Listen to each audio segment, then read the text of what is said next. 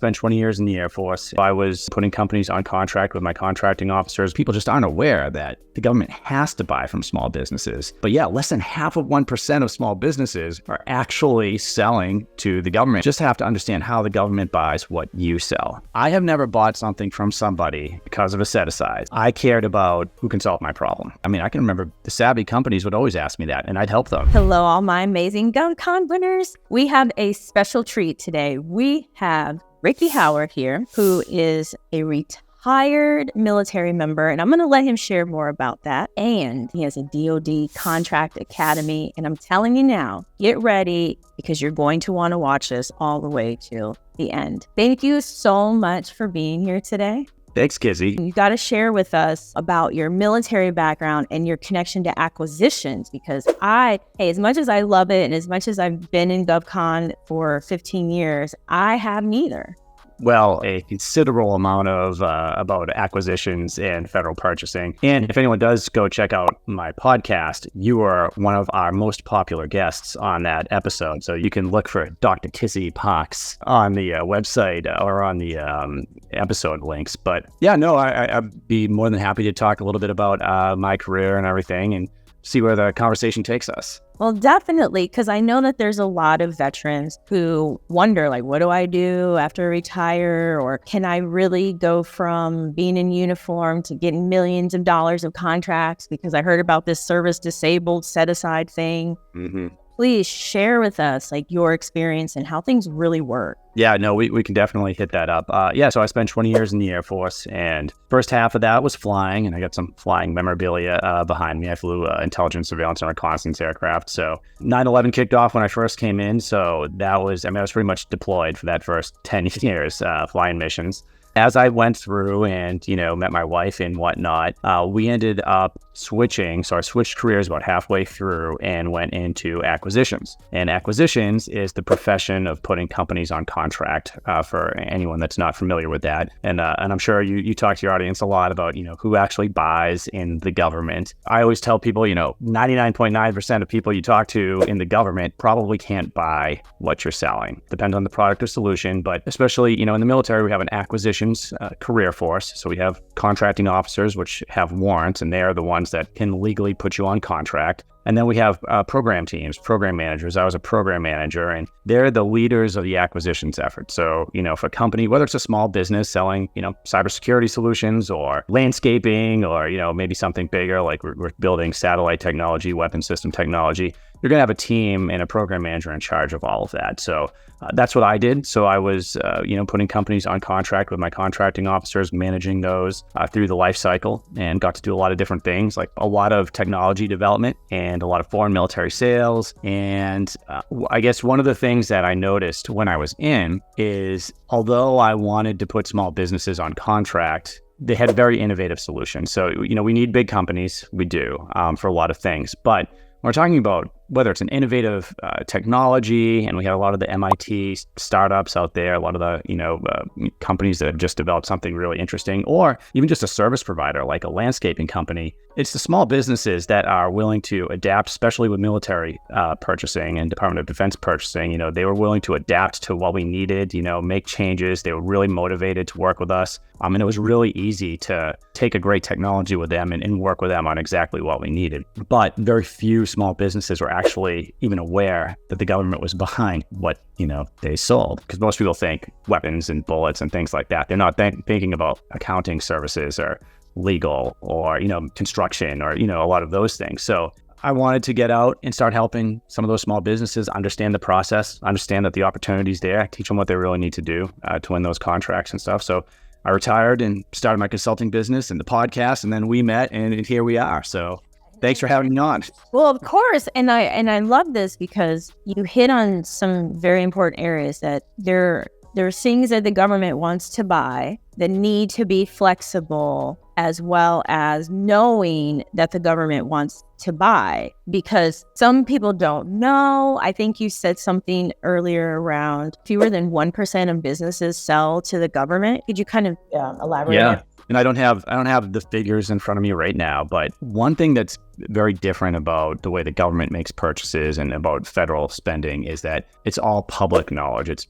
We call it the public sector, right? So everything the government does, with the exception of some classified stuff, but even most of the classified things they're buying, that contracts themselves aren't classified. And so all of that is publicly available information, and there are a lot of different websites you can go to kind of look at that. There's some paid ones you can, but at the end of the day, we know how much the government spends each year, who they're spending it on, like what companies are on contract, what they're buying, how they're buying, who's buying what. In 2021, the last numbers I saw, it was a little over $150 billion that the U.S. federal government spent just on small business contracts. So just with small businesses. Now, and by the way, over half of that was Department of Defense spending. So, and the reason is the SBA actually they have projected percentages of the contracts that every government agency is going to be, initiating, that they have to meet for small businesses. It's usually 23% or greater. So meaning, hey, Air Force, 23% of your spending has to be on small businesses.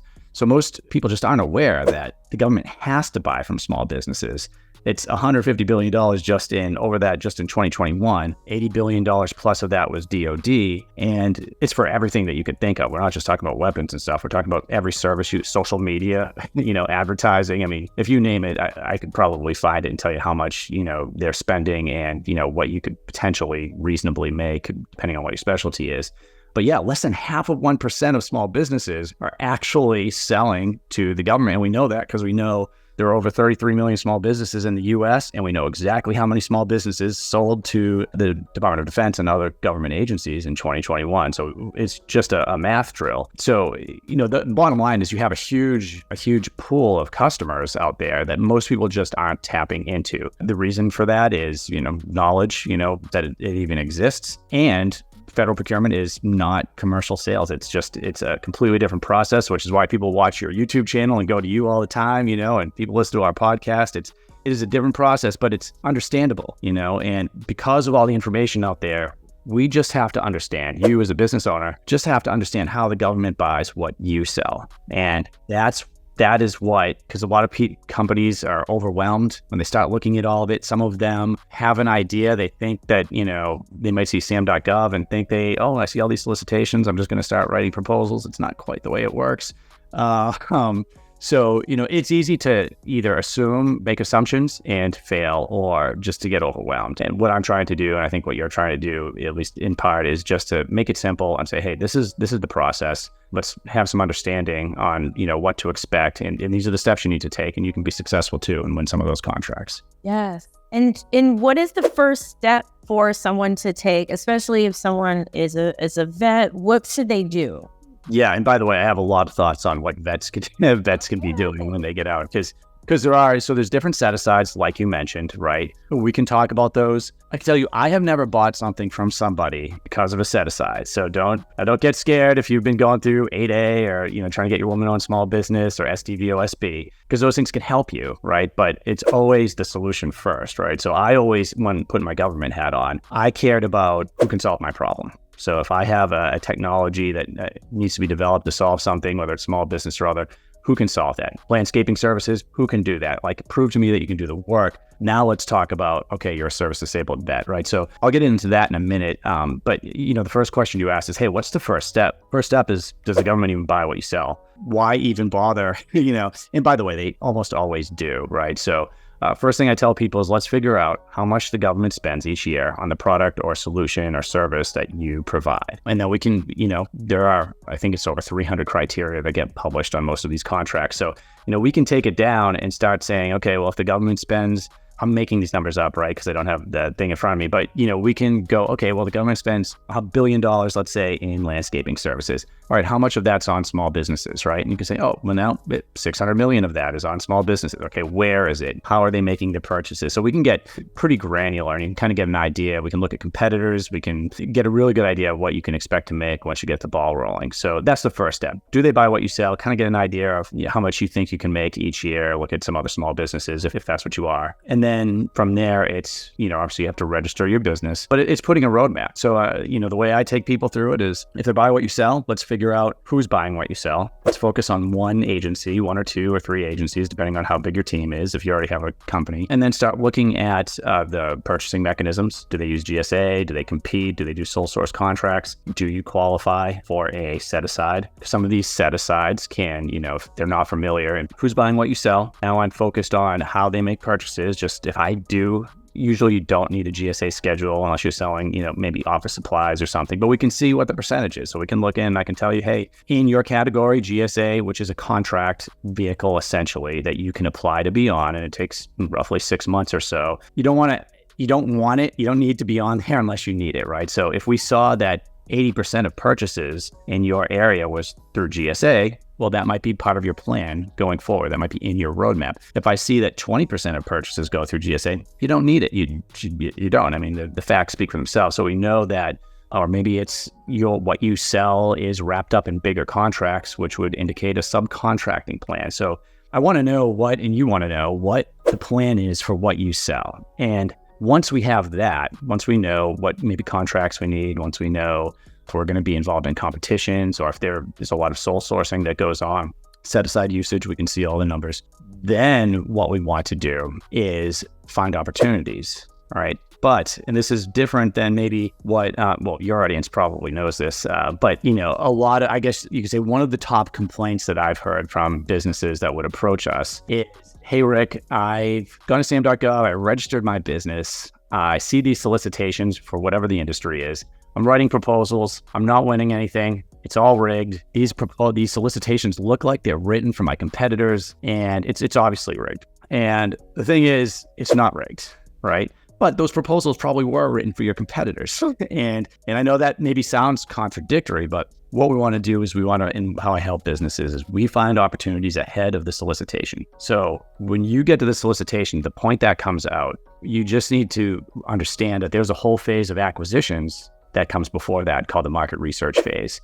And it is the most important phase for any company to be in if they're selling to the government. And I do have one client I sell their software licenses and stuff for. And I can tell you, I'm solidly in that market research phase. And that's where, we kick butt and take names, because I picture it like this. Sorry, describe it. When the solicitation comes out, the handcuffs are on, right? So an acquisitions team has to be extremely careful not to show any preferential treatment to any business once the solicitation's out, which in the solicitation's request for proposal or request for quote, it's like, hey, we'll stay on landscaping services. I need Hanscom Air Force Base in Massachusetts needs a 3-year landscaping contract, and here are the requirements. Proposals are due in 2 weeks, 10-page, whatever it is. So that's a solicitation. But, at that point, if you ask me as an acquisitions officer, if you ask a contracting officer any questions, if they even answer you, it's going to be probably through a post in Sam.gov so everybody can see the answers. Because if they have a conversation with you at this point, well, now you're potentially getting preferential treatment that other companies aren't getting. Maybe you're getting information. And the way everything's written is it's once the solicitation comes out, that's when a lot of that goes into effect, because now you have requirements, now you have something that's out there. But in the market research phase that comes before that, if you have someone like me that's the program manager, and let's say that I'm in charge of the landscaping contract for the base, I don't know anything about landscaping. You know what I mean? My job is to put companies on contract for the government and manage those. And that's program management and contracting, and that's the skill set, right? So, and by the way, I and my counterparts over there, they have 100 things to put on contract every year, right? This is not their skill set. So how do they find out what needs to be in the solicitation? That's market research, right? They're going to reach out to businesses. They're going to say, because we have those 23% or better typically has to be with small businesses. So I want to know things like, can I set this aside for a small business? In order to do that, I have to know that there are small businesses out there that can do the work. Can I set it aside for a woman-owned small business, right? Well, again, I'm not going to do that unless I know that it's typically 2, I want to say is what the regulations say, but I need to know there are a couple small businesses out there that are woman-owned that can at least do the work before we're going to set that aside. And,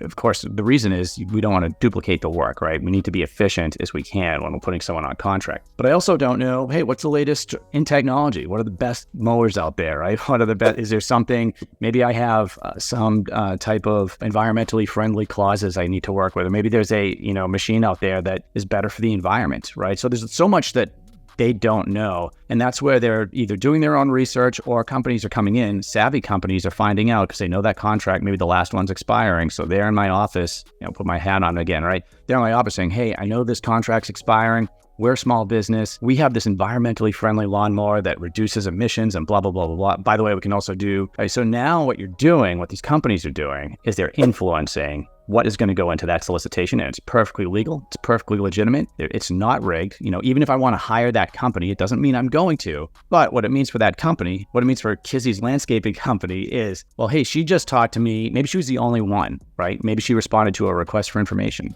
And now, because she responded to that and had said, hey, I'm a small woman-owned business. I have these environmentally friendly machines that do X, Y, and Z, and I confirm that with my team.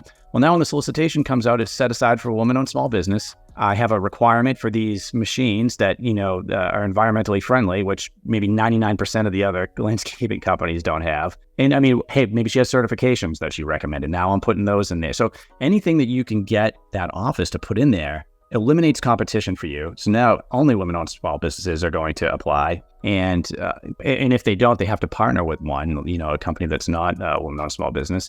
You're just much more likely to win now. You know what the requirement is. You've talked to me and my team. You've suggested things, and I know you, and I probably like you. And as fair as we want everything to be, well, of course, Kizzy, you're very personable. So of course, the teams like you. But you can't. It's hard to eliminate the people out of the process. In fact, the people is everything in this process. Okay. And I so love this, and I know people listening, like their minds are like, whoa, because there's so much here, and I love all of this because you've highlighted how the process happens way over here. It's not even on the screen, right? Exactly. I see it on Sam. There's so much more that happens. I love the emphasis on the market research because what Ricky shared, I've done that. I've watched other companies do that. I learned from my mentors to do that. And it happens all the time. Even if somebody's working from home, there's still someone reaching out to emphasize, we use these special machines, or we have this special license. And then next thing you know, when that procurement comes out, it emphasizes these things because somebody took the time to really market themselves. And it's great. And then the other piece is you have to be likable. Yeah. And some people may be able to get away with it if you kind of fake the funk, or you offer something that's so specialized, but nobody wants to work with a vendor who's like not like a Grinchy type person. Right. No, you're right. And it's federal acquisitions isn't known for being a fast process, right? Unless we're, doing something like OTA or SBIR. So more than likely, if you're trying to push a deal through, you're working with that program office over a period of time. So they're getting to know you. Even if it's during the bidding process, the RFI process, you're having meetings with them. They're getting to know you. They're going to know if you're reliable, if you do what you say you're going to do. Even as simple as, showing up for a meeting on time, or sending them, a white paper when they request it, depending on, the technology you're selling or what your solution is, or the capability statement. So yeah, there's a lot that goes into it, but the relationships and the meetings and all of that are critically important in the market research. And yeah, it all comes together. Yeah, it's so key. And I love that you talked about the responsiveness. Like if somebody sends an email, you're immediately responsive, or if they ask for a white paper. These are the things. Like the biggest thing is follow instruction. Yeah. Period. If you struggle with following instruction, and don't get me wrong, like I hate rules, but I can follow instruction all day, every day. Right. You have to follow instruction. If they say 12-point font, Arial, or Times New Roman, do not use anything else other than that. No. Say no phone calls, then don't call them. If they say, that, hey, I'm open to market research, submit for market research. And then this is when you call them. You never know. Maybe. Absolutely.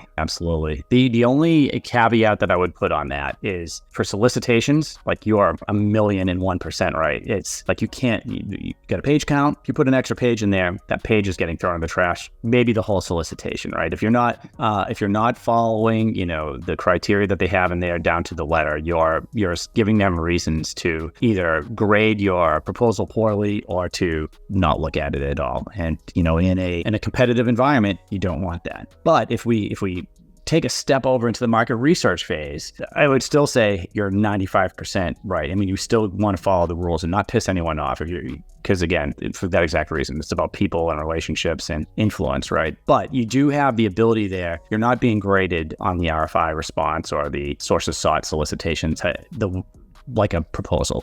There's a couple that in a weird category. I won't even get into that right now. But for the most part, we're talking about they're just doing market research. So I would still follow all of the rules. But if they don't ask me, and this is just my personal technique with my clients or me, if they're not asking me, and they might not be, for how I think they should put it on contract, or if they're not asking me for the environmental machine, right? They might not even be aware that exists. I'm going to put that stuff politely in there, right? Like, hey, a couple of recommendations. If I was on GSA, I might say you might use GSA to put this on contract. Or if I had another contract vehicle like a NASA SOUP or ITES or you name it, you might, consider these mechanisms for putting me on a contract. If I was 8A, I would absolutely, some of these certifications allow for sole source contracting, which is putting someone on contract without a competition. It's pretty difficult to do as a contracting team unless you have a reason. So that typically that's reserved for you have the only solution out there that we can put on contract, right? So that's rare, right? Because, we live in a big world. A lot of people have a lot of,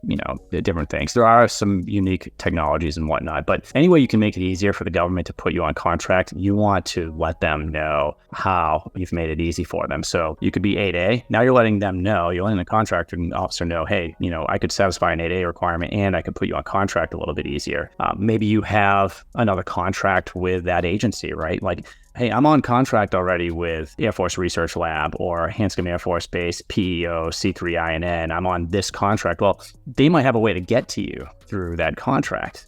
So there's lots of different ways. But if you have anything like that, you can recommend it. Or if you don't, be like, hey, I recommend an open competition, because you don't want this thing to get set aside for GSA if you don't have any of that. And you can recommend that too. So I do like to insert some things there to make sure that I'm trying to get them into the solicitation at the end, but only during the RFI sources sought part of the market research phase. This is where it allows companies to this is where you really highlight your differentiate. Those lovely differentiators you want to throw on your capabilities, put on your website, or tell your friends and family. This is where they come out about the equipment or the background of your team or the partnerships that you have. I know for some opportunities, they love it if you're connected to HBCUs or to certain colleges, or they love that maybe you're connected to like a Google. They love those kinds of things. And this is where you emphasize that. Or if you have certain certificates, they will love this. And then it could definitely start to shape that potential opportunity, really giving you a leg up. So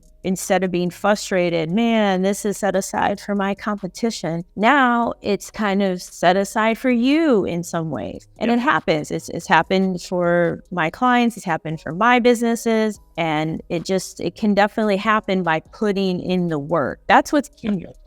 No, it really is. It really is. And then, of course, once you're on contract, I always say that the easiest way to sell the government is once you're already on contract, because now you have a relationship in place. You probably have a contract in place. So regardless of what you sell, hey, you have some area there that, if it's the landscaping example again, that this isn't being done over here. Maybe we can add that to the contract. Or, hey, you can always have the conversation and see if there's any need. And then you can ask them, do you have anyone you can recommend to me within, in other offices that could use our service? If it's their cybersecurity services, everyone needs them. I mean, I can remember the savvy companies would always ask me that, and I'd help them. I'd be like, hey, my buddy over here has something coming up, or maybe you should look at this contract vehicle. Or now that you mention it, because everyone's busy, right? They're not thinking about your next sale or your QBR, right? They're thinking about the mission, if it's the military, what the next thing is on their plate on the government side. But if you ask them, they'll pause to think about it, especially if they like you and they think you do good work. They're gonna help you out. So I mean, there's a lot of work to be gained when you're on contract with the government too, just by talking to people and having those conversations.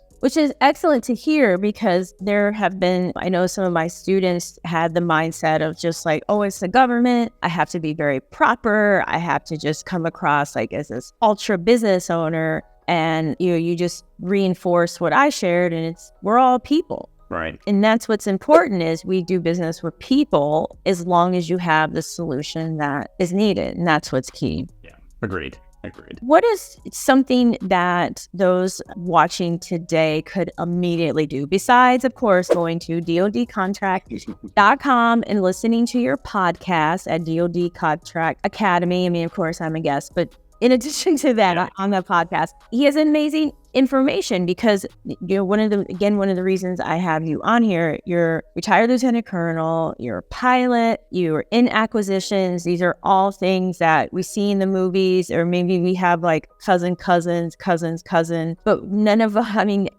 I have no connection or background to the wealth of knowledge and experience that you have, and, grateful for your service. And so please, everyone, go to these places, DoDContract.com, check out the DoD Contract Academy podcast, because you bring all this out, not just from yourself, but from all of your guests. And the way to keep growing and growing and growing as a business owner, especially in this space, is to continuously learn, because it's not just, this is how things are done and then that's it. Like, there's this constant learning. Yeah, no, I'd be happy to point people in the right direction. And then I do want to say I was a navigator, not a pilot, so I don't want all my aviator buds going, "Hey man, what you trying to do there?" No, I had a great time flying. But yeah, there's a lot of free resources that you can check out, right? So whether it's your channel or the podcast or whatnot, and certainly there are paid resources as well, and you can find those on probably both of our websites, I would imagine. But I would go to USSpendinggov to start out, because that's a free website that walks through how the government is spending, and you can start taking a look by year. You can look by keywords, so you can go by NAICS code. So there's a lot of different criteria, which is a North American Industry Classification Code, but it will help you out. You can start typing in whatever it is you specialize in, accounting, and it's going to pull it up. And then you can start looking at that. Okay, well, how much is the government spending by year? And you can look at the agencies. It'll also list them out in order. It's not going to give you the contracting office, and that's, something that, I help walk people through, but it gives you a start. So now you can start going, okay, well, maybe the DoD is who I'm focused on, or it's the VA. You can start looking at who's actually doing the spending, see how much of it's occurring each year, and that's going to give you a good inclination as to whether this is for you, right? Is there an opportunity there for what you're selling? Because there are some things that the government buys, but there aren't $20 million contracts out there, and you're going to see that, right? A good example, we had a documentary film company as a client, right? And they came in and we started, crunching the numbers for them. And at the end of the day, the $20 million contracts weren't out there, but, they could still expect to make, we saw $100,000, $200,000, $300,000, $50,000 purchases from the government. And, it was, more than that over time, but so they could expect a additional line of income, and that's all they wanted, right? But if you were in it for, hey, potentially I want to build up to those bigger contracts, well, you're going to get an idea if that's the case for you or not. Right, which is good to know, because often the size of the contract doesn't necessarily dictate your profit margin. Right. As time goes on, that's key, is profit margin and cash flow with your business. So it's great that you mentioned that. Hey, if documentary companies can get government contracts, pretty sure that, many of you watching, the same applies, as well as there are those who are like, look, my main line of business is hair care products, but I'm entrepreneurial. So now I sell cybersecurity. And there are people who have gone off and done things like that, or their background is just drastically different than the business that they set up. And if that's what someone's interested in, it's great to do that. I know I did that. Have a PhD in psychology, and most of what my main businesses, my government businesses do now is really become a lot of staffing. Yeah. In reality, it's a lot of it. And it's like, hey, why not? It's something of interest. Yeah, no, absolutely. Part of what we do with our higher ticket courses or offers, where we have a 5-week launch program now, where, one of the first things we're doing is developing the niche for the company. And, when you really get into the details, and this is what's amazing about selling to the government, is there's so much information out there. As long as you know where to look for it, you can really have a high probability of being successful if you go about it the right way. So, if you take something like an accounting firm, right? you can go in and start looking at, well, maybe, you're doing bookkeeping or something along those lines. And, when we dig into it, we see that, because you can see in some cases how many offers are coming in on average as well. So when we look at the numbers for small businesses winning those type of contracts, we might see, well, hey, there's a little bit of money there, but there's a lot of offers. It's highly competitive when we see how many offers are coming in. And then we may look at, tax preparation services and see that, oh, well, on average, you're only getting 2 or 3 offers per solicitation. Now, when you get down to that granular level of detail and the office, the exact office, the name of the people in there that are doing the purchasing, the path becomes a lot clearer. It becomes a lot more manageable, especially for a small business. And yeah, it's really important. So that's where I would start. That's where I push people. USA Spending, it's a decent website for a government-run website. Fairly easy to understand. It definitely is. And these are great first steps. They're easy first steps. Mm-hmm. Help build that confidence. And again, I thank you so much for being on here today, Ricky. And I want to reiterate again, everyone, to please go to dodcontract.com. Check out DoD Contract Academy podcast, which is great. If you're traveling, you're working out, you're at an airport, listen to a podcast. You're always welcome to go to profitablecontracts.co. I always have a free download for all my amazing GovCon winners. And again, I just want to thank you so much. And if anyone wants to connect with you outside of the website or the podcast, what's the best way for them to do that? So they could send me an email, richard@richardchoward.com. And they could also check me out on LinkedIn. If they look up Richard Howard and slap a Lieutenant Colonel retired at the end of it, they'll find me on there. Awesome. Well, thank you so much again. You got to subscribe. Y'all got to hit the notification button, like, share, all of those amazing things. And don't forget, everything is possible.